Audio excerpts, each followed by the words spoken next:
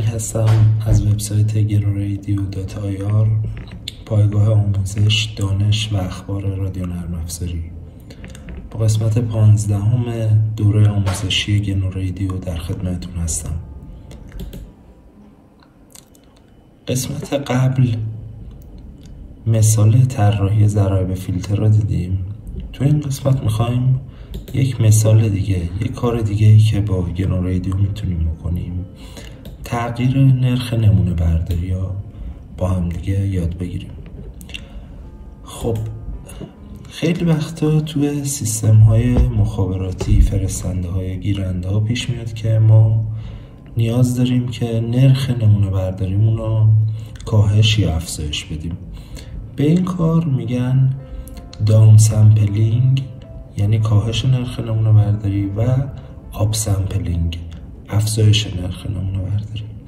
خب این شکل توجه بفرمایید. مثلا یک نمونه‌ای داریم، یک سیگنالی داریم که نمونه هاش به این صورت هستن.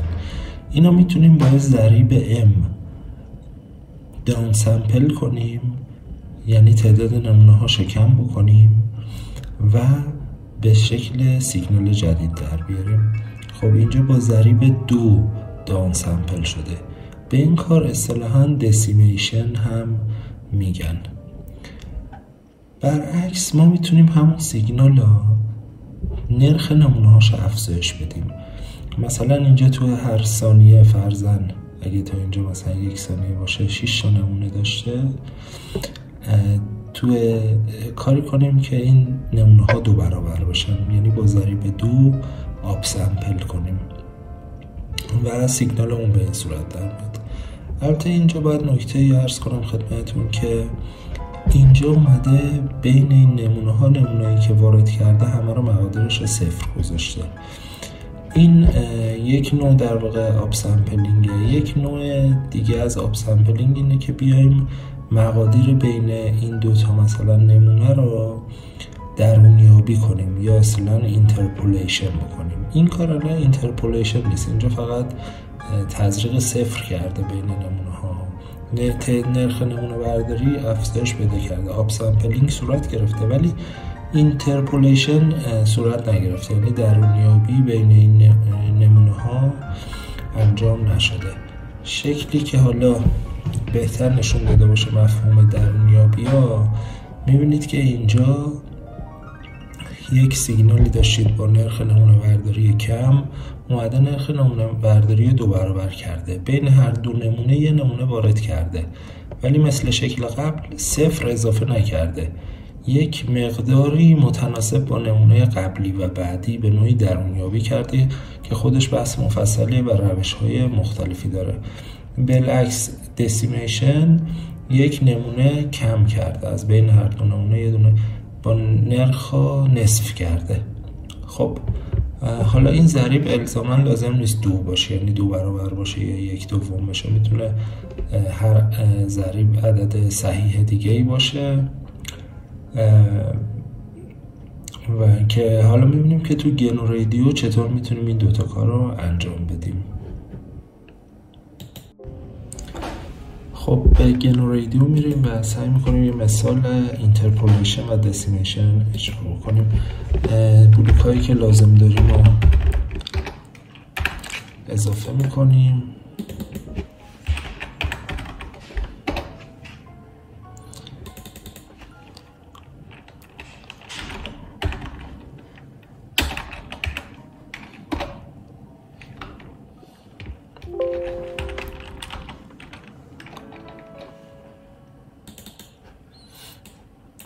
یک منبع سیگنال، یک تراتل و یک سینک زمانی که فرکانس این منبع سیگنال رو یک متغیر میذاریم که توسط این رنج قابل تغییر خواهد بود. مقدار دیفالتش 1 کیلو میذاریم که 10 کیلو قابل تغییره. اینجا توی تایم سینکمون هم میایم یه مارکر مثلا دایره انتخاب میکنیم که نمونه هامون بهتر مشخص باشن. خب این اجرا بفرمایید. یه سیگنال سینوسی خواهیم داشت، مثلا بیاید 2 ثانیه اولش رو نگاه بکنیم که اینجا فرکانسش قابل تغییره. الان فرکانسش 1 کیلوه، پس تو هر 1 میلی ثانیه یه سایکل، یک پریود از این سیگنال رو داریم. اگه فرکانس رو بریم بالاتر، این تعداد در واقع سایکلش توی 1 ثانیه بیشتر میشه. خب اتفاق دیگه ای که میفته این وقتی که استاپ کنیم اینا، میبینیم که توی 1 ثانیه 32 تا نمونه داره. این علتش اینه که خب نرخ نمونه برداریمون به صورت دیفالت 32 کیلو بوده، 32 کیلو سامپل پر سکند. یعنی در هر 1 ثانیه، 1 میلی ثانیه 32 نمونه داریم. خب این وقتی که الان این فرکانسمون 1 کیلوه، این میبینیم که این سیگنال چقدر نرم و قشنگ شکل سینوسی داره. ولی فرکانس که میره بالاتر،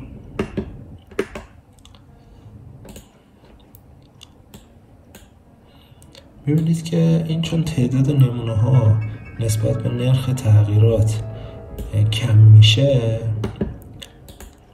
مثلا نیم ثانیه از اینا ببینیم، خب میبینید دیگه اون شکل سینوسی به خوبی معلوم نیست و این تعداد نمونه هاش کمتر از اون حالت قبلیه. خب فرضاً همچین سیگنالی داریم، میخوایم تعداد نمونه هاشو بیشتر بکنیم و بین این هر 2 نمونه چند تا نمونه اضافه بکنیم. برای این کار باید اینترپولیت بکنیم. حالا بین این 2 تا نمونه میتونیم نمونه 0 با مقدار 0 اضافه بکنیم، میتونیم هم یه مقدار مناسبی بر اساس روند این سیگنال و مقادیر نمونه قبلی و بعدی اصطلاحاً درونیابی کنیم و نمونه ها رو این وسط اضافه بکنیم. خب میریم، یک فیلتری هست به نام اینترپولیتینگ فایر فیلتر. از این فیلتر استفاده میکنیم.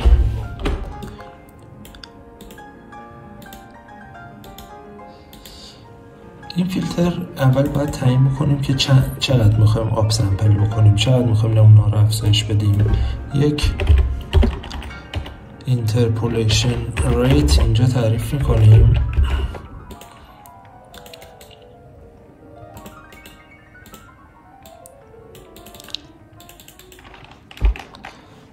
و مقدارش رو برابر 4 میگیم که با ضریب 4 میخوایم افزایش نمونه داشته باشیم. و بعد از اینجا اگر مثلا تعداد نمونه ها، نرخ نمونه برداری 32 کی باشه، بعد از این 4 برابر خواهد بود، یعنی 128 کی خواهد بود. این هم نرخ نمونه برداری جدید هم یه دونه متغیر براش درست میکنیم، مثلا سامپل ریت اینترپولیتد و مقدارش رو برابر سامپل ریت قبلی ضرب در اینترپولیشن ریت قرار میدیم که برابر 128 میشه. خب از اینجا بعد دیگه نرخ نمونه برداریمون بعد همون اینترپولیشن ریت توش لحاظ شده باشه. توی جی او آی مون هم به همین صورت. و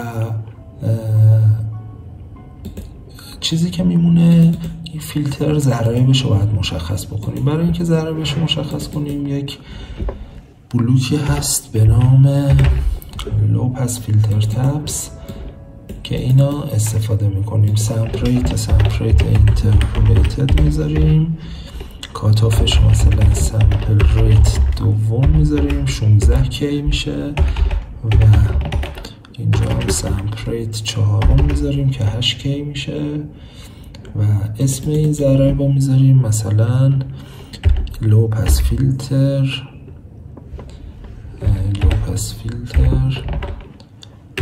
تپس. خب این درست شد. حالا اینجا اون ضرایبی که اونجا درست میشه رو اینجا استفاده میکنیم. میگیم که از اون ضرایبی که تو اون بلوک درست شده اینجا استفاده بکن. برای اینکه بتونیم ورودی و خروجی رو مقایسه بکنیم یک تایم سینک دیگه هم اضافه میکنیم برای مشاهده ورودی. ببینیم این ورودی قبل از اینترپولیشن چه شکلی بوده و بعدش چه شکلیه. و برای اینکه بهتر مشخص بشه اینا یه اسم اوریجینال میذاریم روش و یک مارکر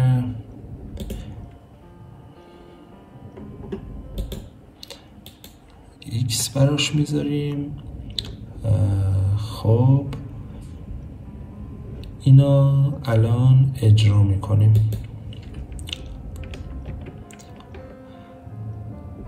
خب دو تا سیگنال به ما میده. این سیگنال اوریجینالمونه، این هم اینترپولیت شدهمونه. خب میایم 1 ثانیه یا 2 ثانیه از این سیگنال رو سعی میکنیم مشاهده کنیم. این 1 ثانیه از این و 2 ثانیه هم از این. خب میبینیم که دو تا سیگنال یکسان هستند از لحاظ، من این نقطه اسکیلش کنم، از لحاظ شکل سینوسی و اینا یکسان هستن. فقط تفاوتی که از این بالایی که سیگنال ورودی فیلترمون بوده در هر 1 ثانیه 32 تا نمونه داره، این در هر 1 ثانیه این دایره ها رو میبینید 128 تا نمونه، یعنی اومده بین نمونه ها نمونه اضافه کرده. خب این اینجا تغییری چندان احساس نمی‌کنید تو شکل سیگنال، ولی فرکانسی که ببریم بالاتر، اونجا که اون از فرم سیگنالیش در میاد، سیگنال اوریجینالمون مثلا اینجا میبینید که این سیگنال بالایی اگر استاپش کنیم بهتر مشخص میشه. سیگنال بالایی چون نرخ نمونه‌هاش کم بوده به این صورت در اومده. ما اومدیم با استفاده از یه فیلتر بین هر 2 تا نمونه 3 تا نمونه دیگه اضافه کردیم، اینترپولیت کردیم، اینا کروش رو در واقع نرم‌تر کردیم و آپ سامپلینگ انجام دادیم یا درونیابی و اینترپولیشن. خب این البته تاثیراتی هم توی طیف اینا هم داره. حالا میتونید خودتون طیف سیگنال ورودی و طیف فرکانسی سیگنال خروجی رو ببینید و مقایسه بفرمایید. بسیار خوب، حالا میریم سراغ دسیمیشن. تا الان ما نرخ نمونه برداری یا افزایش میدادیم، حالا میخوایم نرخ نمونه برداری یا کاهش بدیم. خب مجدد همونطوری باید بیم ریت دسیمیشن رو مشخص کنیم. دسیمیشن ریت مثلا 4 و سامپل ریت بعد از دسیمیشن رو مشخص کنیم. خب اینجا دیگه تقسیم میشه بر دسیمیشن ریتمون، مثلا 1/4 میشه. خب دیگه این تب ها رو لازم نداریم، میتونیم پاک کنیم. اینجا به جای اینترپولیشن فیلتر یک دسیمیشن فیلتر اضافه میکنیم.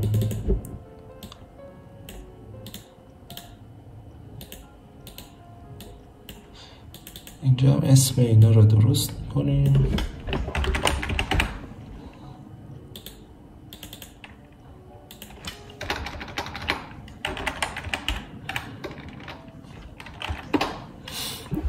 خب میبینید که 8K شده، یعنی از 32K تقسیم بر 4 شد. اینجا 8K نرخ سامپل داریم و اینجا هم که 32K و اینا اجرا میکنیم.